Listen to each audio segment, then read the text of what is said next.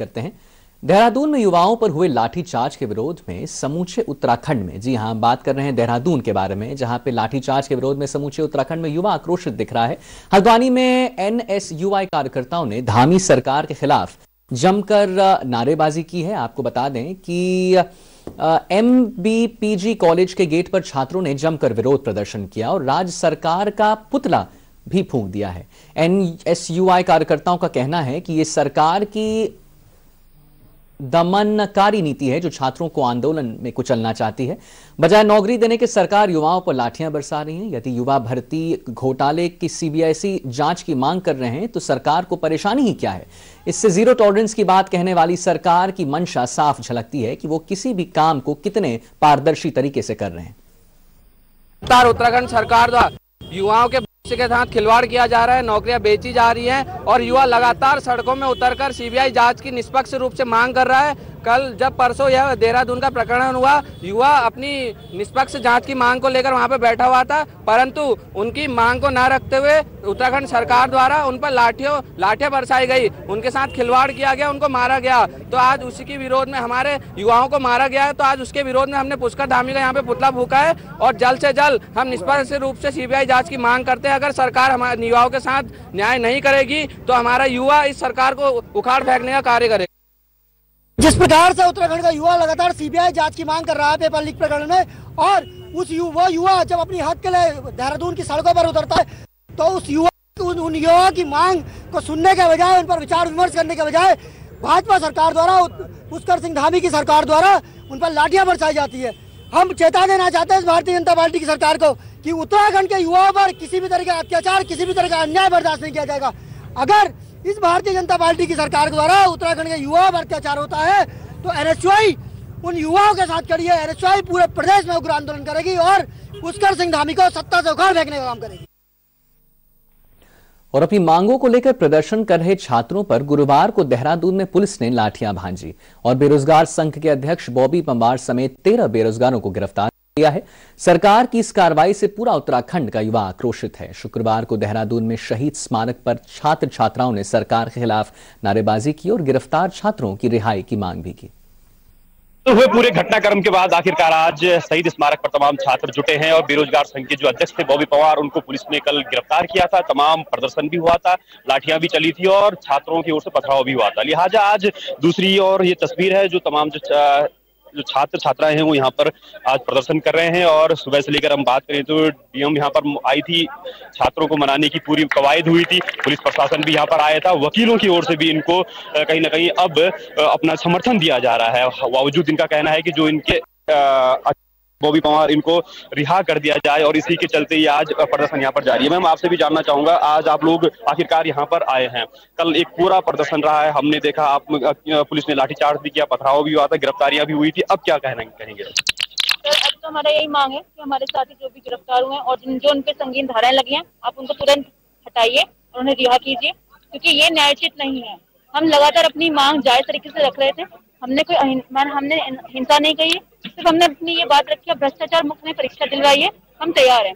लेकिन सरकार की मनमानी सबने कल देखी, तुम्हारी अब यही मांगे, सबसे पहले हमारे साथी को रिहा कीजिए, बस उसके बाद की कार्रवाई हम बाद में देखेंगे। नकल विरोधी कानून की बात भी अब धामी सरकार ने पेशकश कर ली है, जल्द ही अनुमोदन भी हो जाएगा, क्या इससे सहमत है? सर, जो कल हुआ है ना, काफी बड़ा झटकाने वाला था, सबने देखा, तुरंत एडमिट कार्ड जारी हुए, तुरंत उन्होंने सारी प्रक्रिया फॉलो कर ली, अध्यादेश जारी हो गया नकल विरोधी कानून का। लेकिन हमारी मांग अभी वही है, पहले जांच फिर परीक्षा। मांग हमारी वही है। फाइनली क्या चाहते हैं आप? सीबीआई जांच जिस तरह से बात कर रहे हैं, सबसे पहले सर हमारे बेरोजगार संघ की यही मांग है कि सबसे पहले सीबीआई हो, उसके बाद सीबीआई जांच के बाद परीक्षाएं कंटिन्यू सुचारू रूप से जारी की जाए। तो अभी जो हमारा संगठन यहाँ पे अभी जो खड़ा है, तो इनका अभी पहली मांग है कि हमारे जो जितने भी बेरोजगार साथी हैं उन सभी को रिहा किया जाए, और खासकर से बेरोजगार संघ के जो अभी अधिकारी भी हमारे गिरफ्तार हुए हैं, सबसे पहले उनको जेल से सीबीआई जांच की मुख्य मांग है। और उसके साथ ही मांग ये भी है कि जो बॉबी पंवार अध्यक्ष हैं उनको भी रिहा कर दिया जाए। आपसे भी जानना चाहेंगे, क्योंकि कल बड़ा प्रदर्शन रहा था, आखिरकार आप लोगों को फिर आज यहाँ पर बैठना पड़ रहा है, फाइनली क्या रहेगा? अब अगर अभी डीएम कह रहे हैं कि भाई 5 लोगों को भेज दो शासन में, सबसे पहली बात तो ये है कि डीएम को इस्तीफा देना है।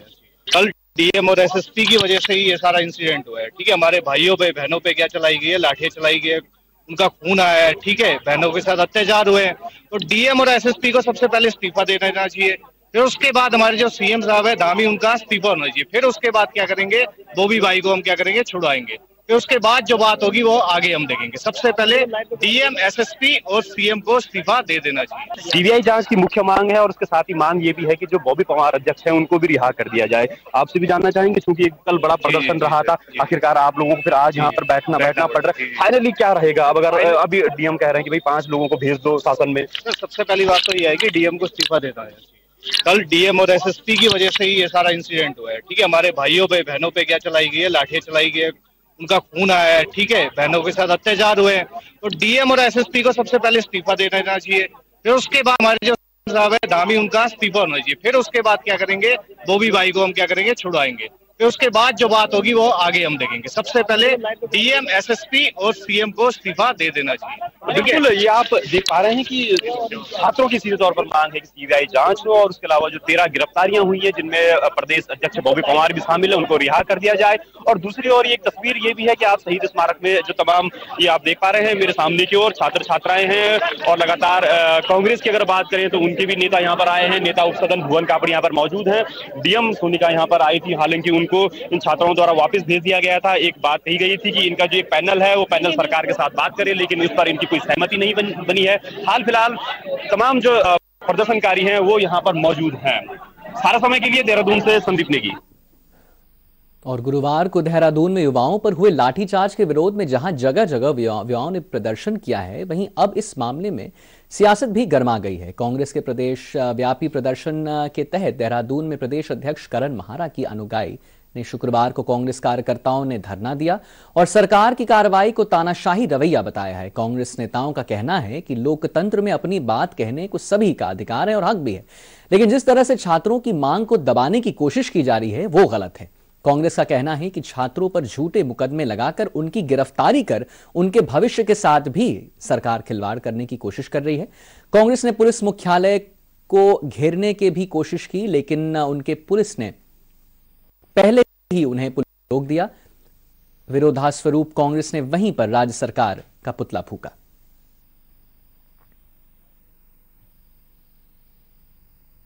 हमारी मांग है, एक तो किसी भी परीक्षार्थी के खिलाफ कोई मुकदमा दर्ज नहीं होना चाहिए। दूसरा, के प्रकरण की जांच होनी चाहिए। वो कौन लोग थे जिन्होंने पथराव किया, क्योंकि आराम से आंदोलन चल रहा था। परसों जब बॉबी पवार और उनके 10-12 साथी गांधी पार्क पे मौन व्रत रख के बैठे थे, रात को 1 बजे उनके संग कौन पुलिसकर्मी थे जिन्होंने बदसलूकी की? महिला जो हमारे आंदोलनकारी थे उनको पुलिसकर्मियों ने पीटने का काम किया, पुरुषों ने। और कल जब पूरे प्रदेश में पता चला, हमारे परीक्षार्थी यहाँ जमा हो गए, 2:30 बजे तक शांतिप्रिय ढंग से आंदोलन चल रहा था। क्यों मुख्यमंत्री जी ने मिलने की कोशिश नहीं की? किसी मंत्री को क्यों नहीं भेजा? किसी डीएम को क्यों नहीं भेजा? और उनकी 2 जेन्युइन मांग है।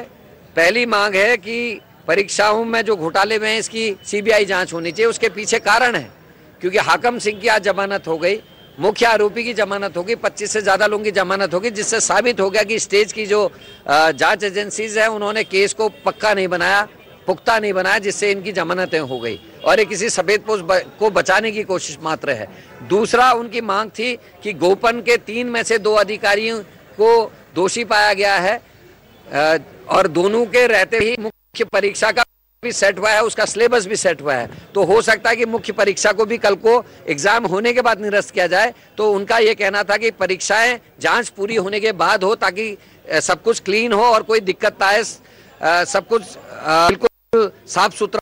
लेकिन सरकार ने इतना छोटा सा उनकी मांग को मानने का काम नहीं किया, जिसकी वजह से आंदोलन हुआ और रात को एक कानून पास करके आंख में धूल झोंकने का काम मुख्यमंत्री जी। अरे नौजवानों को मारोगे, पीटोगे, इस तरीके से बर्बर तरीके से उनका आपराधिक मुकदमे लगाओगे और अभी वो बॉबी पवार और दूसरों का पता नहीं है, तो हम लोग कैसे चुप रह सकते हैं? यदि चुप रहेंगे तो इसका अर्थ है हम व्यक्ति के साथ न्याय नहीं कर रहे हैं, अपने भविष्य के साथ न्याय नहीं कर रहे हैं। ये लड़ाई है। मैं कांग्रेस को बहुत बधाई देना चाहता हूँ कि उन्होंने ये बात उठाई और अपना आक्रोश व्यक्त किया। उस आक्रोश को कांग्रेस भरेगी। तुम जेल ले जाते हो, जेल ले जाओ, मारते हो तो मारो, जो कुछ करते हो, लेकिन नौजवानों के भविष्य के साथ खिलवाड़ करोगे तो हम। और वहीं इशारों में सीएम धामी ने कांग्रेस पर जोरदार प्रहार कर दिया। आपको बता दें कि मुख्यमंत्री का कहना है कि कुछ लोग युवाओं को मोहरा बनाकर उनके कंधे पर बंदूक रखकर दांव खेलना चाहते हैं, लेकिन वो लोग अपने मंसूबे में कामयाब नहीं हो सकेंगे। सरकार इस पूरे मामले की जांच कर रही है। छात्रों और छात्राओं को आगे करके उनके कंधों पर बंदूक रखकर वो कहीं ना कहीं इस प्रकार का काम कर रहे हैं, जैसा कल था कि कुछ लोग छात्रों के रूप में उस बीच में आ गए और बीच में आकर उन्होंने जिस प्रकार से पत्थर फेंके हैं, जिस प्रकार से हिंसात्मक उस आंदोलन की तरफ ले गए हैं, ये निश्चित रूप से दुर्भाग्यपूर्ण है। और ऐसे लोग जो अनावश्यक रूप से आए हैं, निश्चित रूप से हम उनके बारे में हमारा प्रशासन देखेगा कि ये कौन लोग हैं। वहीं उधर सीएम धामी के हमले पर कांग्रेस प्रदेश अध्यक्ष करण माहरा ने पलटवार किया है। उन्होंने कहा है कि जब सरकार गिरती दिख रही है तो अब सीएम बचाव करने नजर आ रहे हैं। वहां हम भी कोर्ट में कुछ वीडियोस और फोटोज प्रस्तुत करेंगे जिसमें पुलिसकर्मियों के हाथ में गुम्मे हैं। हम वो वीडियोस भी लोड करेंगे जिसमें प्रीतम सिंह जी के संग अभद्रता करने वाला जो नौजवान था जिसने लोगों को भड़काया, वो आरएसएस का बीजेपी का व्यक्ति है। उसकी प्रोफाइल और वीडियोस हमारे पास है और हो सकता है कि जहां पथराव हुआ उसमें भी इन्हीं के संगठन के लोग हों, क्योंकि 3 बजे तक तो कोई झगड़ा ही नहीं था। कैसे अचानक ये झगड़ा पैदा हो गया, ये भी तो जांच का विषय है।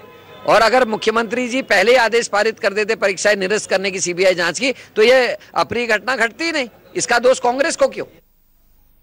गुरुवार को देहरादून में युवाओं पर लाठीचार्ज की घटना के विरोध में उधम सिंह नगर जिले के जसपुर में कांग्रेस कार्यकर्ताओं ने विरोध प्रदर्शन किया और राज्य सरकार के खिलाफ नारेबाजी की है। कांग्रेस विधायक आदेश चौहान ने नेतृत्व में कांग्रेस कार्यकर्ता ने सुभाष चौक पर राज्य सरकार का पुतला फूंका। कांग्रेस कार्यकर्ताओं का कहना है कि सरकार संवेदनहीन हो गई है। शांतिपूर्ण प्रदर्शन कर रहे छात्रों की आवाज को सरकार लाठी के दम पर दबाना चाहती है।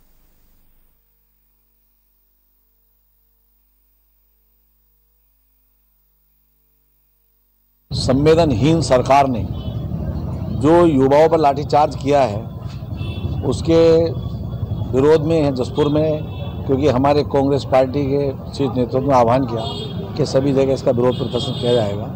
क्योंकि बेरोजगार जितने थे वो कोई शांतिपूर्वक अपना प्रदर्शन कर रहे थे और उनका तर्क भी सही है कि जो जितनी वैकेंसी निकलती हैं वो सब वैकेंसी रद्द करनी पड़ रही है क्योंकि सबके पेपर लीक हो जा रहे हैं। तो कहीं ना कहीं सरकार की ढिलाई है या सरकार की मिलीभगत है।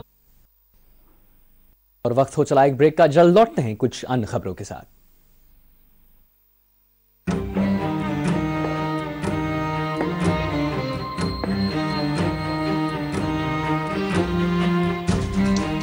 कब तक आप ऐसे फ्यूचर का टेंशन लेकर चलते रहेंगे? LIC के न्यू पेंशन प्लस के साथ अपनी पेंशन का प्लान बनाइए, क्योंकि ये प्लान आपके फ्यूचर के लिए मार्केट लिंक्ड वेल्थ क्रिएट करता है। और तो और इस प्लान में गारंटीड एडिशंस के साथ पेंशन पाने के कई ऑप्शंस भी हैं, so that you grow young and tension free. LIC, हर पल आपके साथ।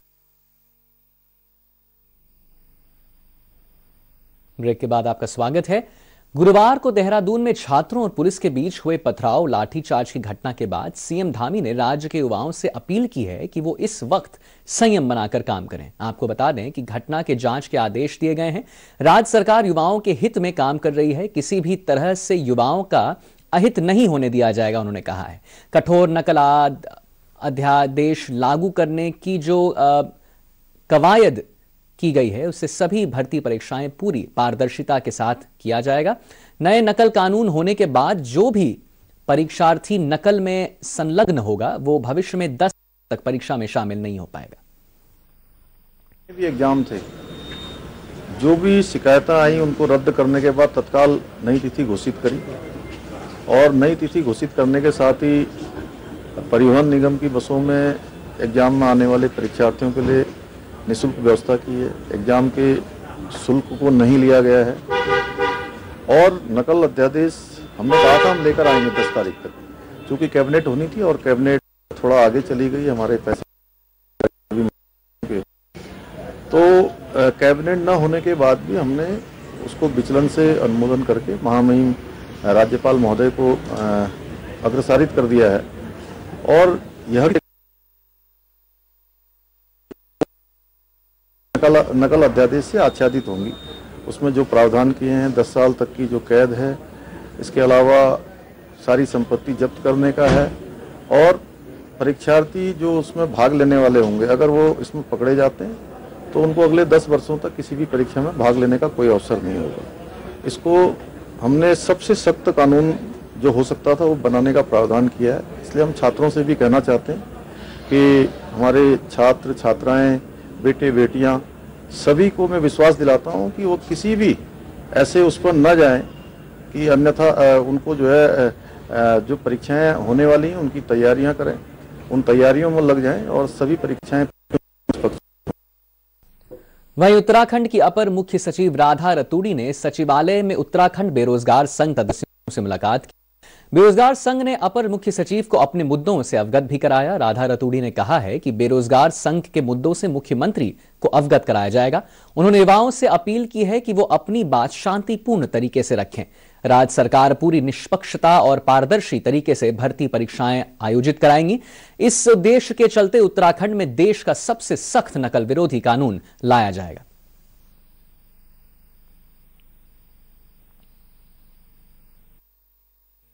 माननीय मुख्यमंत्री जी ने ये निर्देश दिए थे कि जो भी बेरोजगार आंदोलन कर रहे हैं उनको वार्ता के लिए बुलाया जाए। और इसी के तहत कल भी हम लोगों ने एक बाइट दिया था जिसमें ये कहा था कि जो भी बात करना चाहता है उनके लिए हमारे दरवाजे खुले हैं, वो आके वार्ता कर सकते हैं। इसी कड़ी में आज कुछ युवक वार्ता के लिए आए थे। उन्होंने ये बताया कि वो लोग बेरोजगार संघ के सदस्य हैं। इस तरह का एक रजिस्टर्ड संघ बना हुआ है उत्तराखंड में और हर जिले में इनकी इकाइयां हैं, उनके मेंबर्स हैं। तो उनकी मुख्य मांग ये है कि जो भी प्रतियोगी परीक्षाएं हो रही हैं लोक सेवा और सेवा से, वो बिल्कुल पारदर्शी तरीके से हो, निष्पक्षता से हो। जहां पर भी कोई शिकायत आती है किसी भी परीक्षा से संबंधित, वहां पे उसकी निष्पक्ष तो उनसे अभी उनके जो भी मांगे हैं वो हम लोग उन पे विचार कर रहे हैं और वो मुख्यमंत्री जी के समक्ष भी रखे जाएंगे। मुख्य बिंदु ये है कि पिछले 1 साल में यहाँ पे कई परीक्षाओं से संबंधित अनियमितताएं उजागर हुई हैं। उत्तराखंड में पेपर लीक मामलों में बेरोजगार छात्रों पर हुई लाठीचार्ज का मामला लगातार तूल पकड़ता जा रहा है। आपको बता दें कि कांग्रेस नेता के बयानों के बाद अब बीजेपी नेता मनवीर सिंह चौहान ने इस विपक्ष का षड्यंत्र करार दिया है। उन्होंने, आइए सुनते हैं मनवीर सिंह चौहान का क्या कहना है। कांग्रेस हम उत्तराखंड के युवा राजनीति रोटियां है और जिस प्रकार से हमारा ये जो प्रदेश है शांत प्रिय प्रदेश है, हमारे यहाँ के युवा कभी ऐसी घटनाएं जो कल घटना हुई, ऐसी घटनाएं हमारे उत्तराखंड का युवा नहीं कर सकता है। कहीं न कहीं बाहर से आए अराजक तत्व और विपक्ष का ये षड्यंत्र है जिस प्रकार से जो किया गया। और हमारा अनुरोध अपने युवा साथियों से रहेगा कि वो हमारे जो मुख्यमंत्री जी उनके साथ संकल्पित उनके हितों के लिए कार्य कर रहे हैं, वो उन पर भरोसा बनाए रखें। वहीं हल्द्वानी में बल्दिया खान और जूली कोट के बीच रिया गांव के जंगल में ग्रामीणों ने एक तेंदुआ का शव पकड़ लिया है। जी हां, आपको बता दें, जो लटका हुआ था एक पेड़ से, जिसके बाद ग्रामीणों ने इसकी सूचना पुलिस और वन विभाग को भी दी। सूचना मिलने पर वन विभाग मौके पर के शव को पेड़ से नीचे भी उतारा। वन विभाग के अधिकारियों ने बताया कि प्रथम दृश्य तो ये गुलदारों के बीच आपसी संघर्ष का मामला नजर आ रहा है, लेकिन पोस्टमार्टम के बाद ही तेंदुओं की मौत की जो सही जानकारी है, सही कारण है, वो पता चल पाएगा।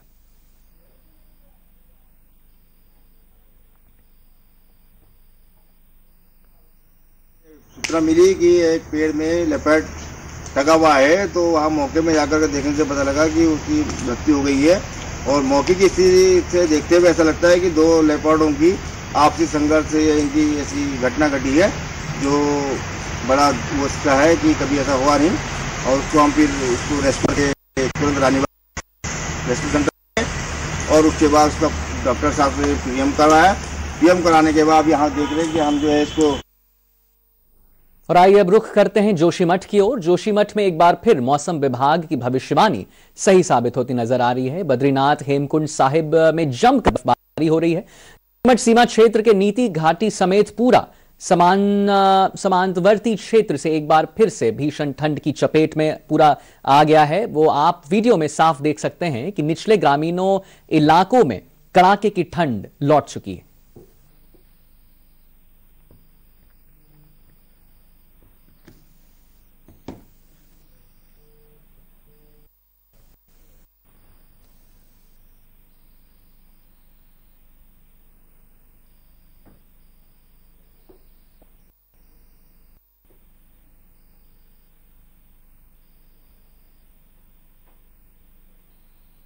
और फिलहाल बुलेटिन में अभी बस इतना ही, लेकिन सहारा समय पर उत्तर प्रदेश और उत्तराखंड की खबरों के अलावा देश दुनिया की खबर आप देख सकते हैं। हमारा वेबसाइट है www.samaylive.com। मुझे दीजिए इजाजत। सहारा प्रणाम।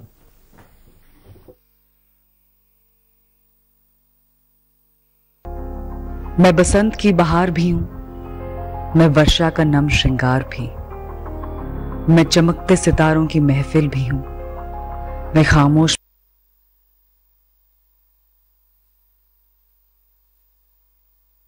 प्रथा भी।